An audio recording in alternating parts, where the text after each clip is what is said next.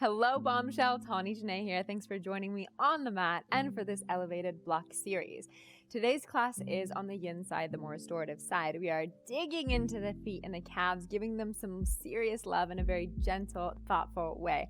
All you need is one block. You don't even need a mat, just a little bit of space to boogie around and a positive attitude. Let's get into it. Set this bad boy down right in front of you on the block's lowest setting. This is the block's lowest setting. Now find the ridge of your foot right when the pad of the foot stops, right under there. You want to get that part of the foot onto the ridge of the block.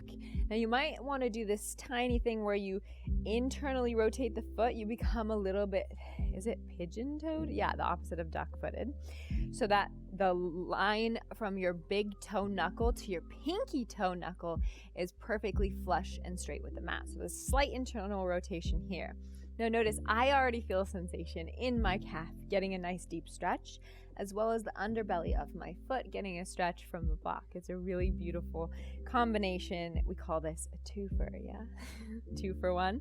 So you can use the back foot at a straight, strong 40-degree angle to push your weight a little bit forward to turn up the sensation in the calf.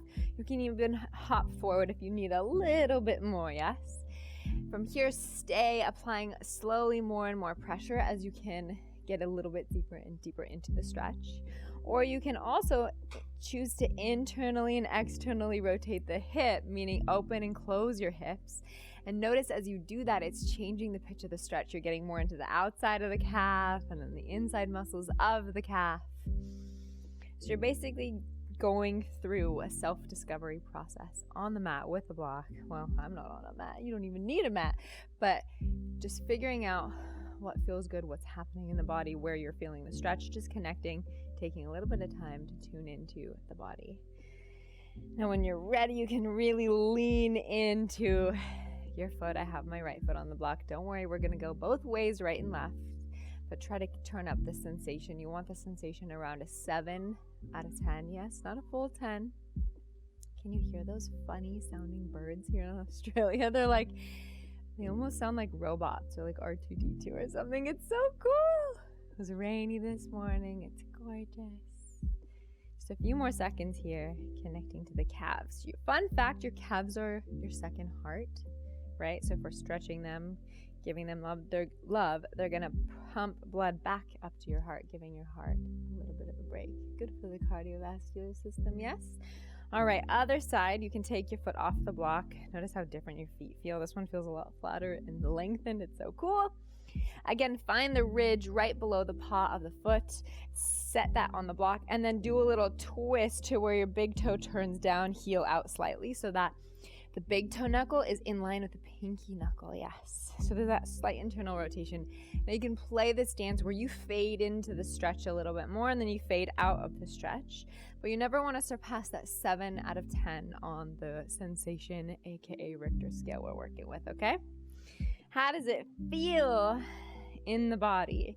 Now, if you want to walk your back foot in, if you need a little bit more, that's an awesome option for you. You can also play around with that opening and closing of your hips. To change the stretch to go from the inside of the calf, the medial side of the leg, or to the outside of the calf, the lateral line of the leg. Feels pretty good. And your feet love this. We walk on them all day long. Now we get to give them some love.